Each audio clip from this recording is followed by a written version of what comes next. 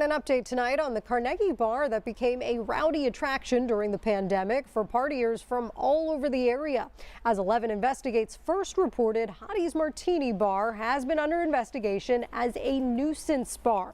The establishment's liquor license was set to expire last night, but that doesn't mean it's closing. Investigator Angie Moreski is here now with exclusive details on what's happening.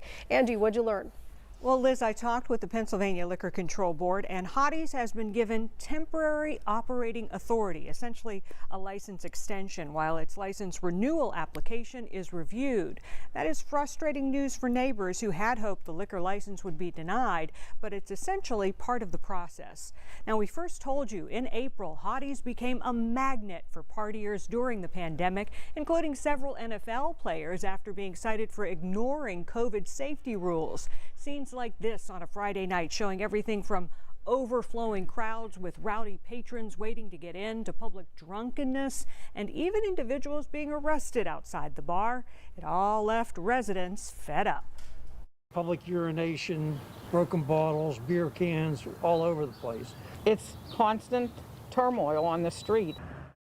Now, as we reported exclusively, Carnegie Police, Pennsylvania State Police, and liquor enforcement officers were all investigating Hottie's as a nuisance bar and asked neighbors to fill out complaint forms.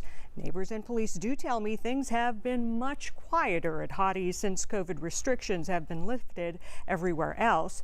So now a public hearing will be scheduled to give those residents a chance to voice their concerns before the Liquor Control Board decides whether or not to renew the license. The whole process could take several months. I will keep you posted when the public hearing is scheduled. Liz?